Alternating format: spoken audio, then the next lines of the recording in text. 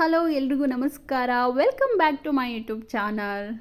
Okay, ಇವತ್ತಿನ ವಿಡಿಯೋದಲ್ಲಿ ನಾನು ನಿಮ್ಮೆಲ್ರಿಗೂ ಕೂಡ ತುಂಬ ಟೇಸ್ಟಿಯಾಗಿರೋ ಹಾಗೆ ಹೆಲ್ದಿಯಾಗಿರೋ ಒಂದು ಸ್ಪೆಷಲ್ ಡಿಶ್ನ ನಾನು ತೋರಿಸ್ತಾ ಇದ್ದೀನಿ. ಆ ಸ್ಪೆಷಲ್ ಡಿಶ್ ಏನಪ್ಪ ಅಂದರೆ ರಾಗಿ ಉಪ್ಪಿಟ್ಟು.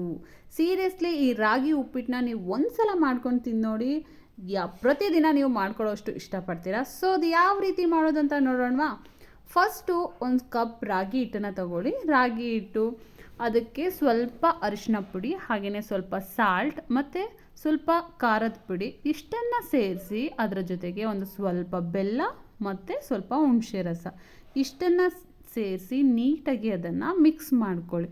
ಅದಕ್ಕೆ ಎಷ್ಟು ನೀರು ಬೇಕು ಅಂತ ನೋಡಿಕೊಂಡು ಮಿಕ್ಸ್ ಮಾಡ್ಕೊಳ್ಳಿ. ಅದು ಯಾವ ರೀತಿ ಆಗಬೇಕು ಅಂದರೆ ಸ್ವಲ್ಪ ಉದುದ್ರಾಗೆ ಇರಬೇಕು. ಅದನ್ನು ನೀವು ಫುಲ್ ನೀರು ಹಾಕ್ಬಿಟ್ಟು ಮಾಡಬಾರ್ದು, ಅದು ಹಿಟ್ಟು ಉದುದ್ರಾಗೆ ಇರಬೇಕು. ಸೊ ಅದನ್ನು ಕಲಸಿಟ್ಟು ಸ್ವಲ್ಪ ಹೊತ್ತು ಹಾಗೇ ಇಡಿ. ಆ ಟೈಮಲ್ಲಿ ನೀವು ವೆಜಿಟೇಬಲ್ಸ್ನ ಕಟ್ ಮಾಡ್ಕೊಳ್ಳಿ.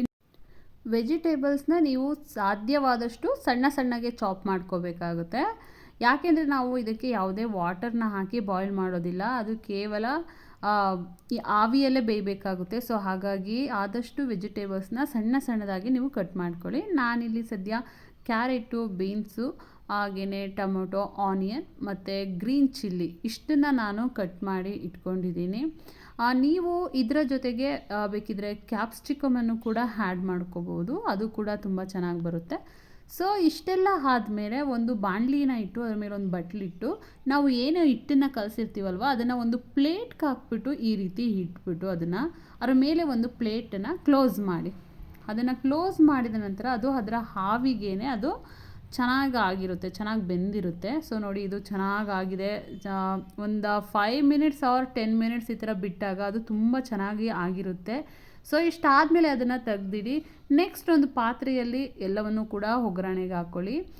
ಏನು ಅಂದರೆ ಇಲ್ಲಿ ನಾನು ಉದ್ದಿನಬೇಳೆ, ಕಡಲೆಬೇಳೆ, ಕರ್ಬೇವಿನ ಸೊಪ್ಪು, ಜೀರಿಗೆ, ಸಾಸಿವೆ ಇಷ್ಟನ್ನೆಲ್ಲ ಹಾಕಿ ಒಗ್ಗರಣೆ ಮಾಡಿ ಅದಕ್ಕೆ ಕಟ್ ಮಾಡಿದಂತಹ ವೆಜಿಟೇಬಲ್ಸ್ನ ಹಾಕಿದ್ದೀನಿ. ಹಾಗೆ ಟೊಮೊಟೊ, ಈರುಳ್ಳಿ ಇದನ್ನೆಲ್ಲ ಹಾಕಿ ನೀಟಾಗಿ ನಾನು ಫ್ರೈ ಮಾಡಿದ್ದೀನಿ.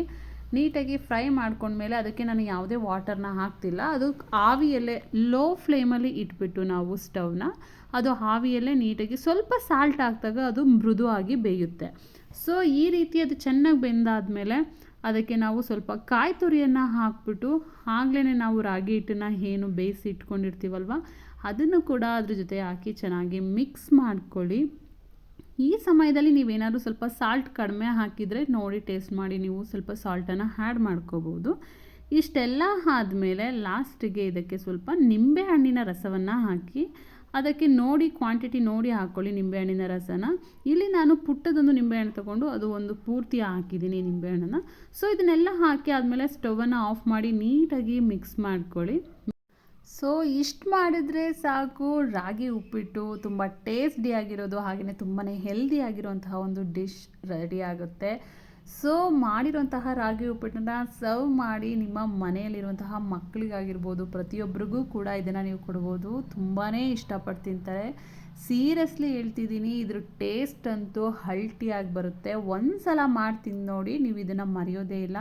ಅದರಲ್ಲೂ ಮಕ್ಕಳು ಏನಂದರೆ ಅವ್ರಿಗೆ ರಾಗಿ ರೊಟ್ಟಿ, ರಾಗಿ ಮುದ್ದೆ ತಿನ್ನಿಸೋದು ತುಂಬಾ ಕಷ್ಟ. ಬಟ್ ಈ ರೀತಿ ಎಲ್ಲ ಮಾಡಿಕೊಟ್ಟಾಗ ತುಂಬಾ ಇಷ್ಟಪಟ್ಟು ತಿಂತಾರೆ. ಜೊತೆಗೆ ನನ್ನ ಮಗ ಸಿಕ್ಕಾಬಟ್ಟೆ ಇಷ್ಟಪಟ್ಟು ತಿಂದ. ಹಾಗೆಯೇ ಅವನು ಸ್ಕೂಲ್ಗೂ ಕೂಡ ಪ್ರಿಪೇರ್ ಮಾಡಿಕೊಡಿ ಅಮ್ಮ ಅಂತ ಹೇಳಿದ್ದಾನೆ. ನನಗಂತೂ ಸಿಕ್ಕಾಬಟ್ಟೆ ಖುಷಿ ಆಯಿತು.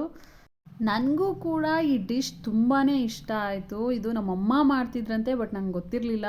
ನಾನು ಅವ್ರ ಹತ್ರ ಕೇಳ್ಕೊಂಡು ಮಾಡಿದೆ, ತುಂಬಾ ಚೆನ್ನಾಗಿ ಬಂತು. ಸೊ ಈ ವಿಡಿಯೋ ನಿಮ್ಮೆಲ್ರಿಗೂ ಕೂಡ ಇಷ್ಟ ಆಗಿದೆ ಅಂದ್ಕೊಳ್ತೀನಿ. ಇಷ್ಟ ಆದರೆ ಲೈಕ್ ಮಾಡಿ, ಶೇರ್ ಮಾಡಿ, ಚಾನಲ್ಗೆ ಸಬ್ಸ್ಕ್ರೈಬ್ ಮಾಡಿ, ಸಪೋರ್ಟ್ ಮಾಡಿ.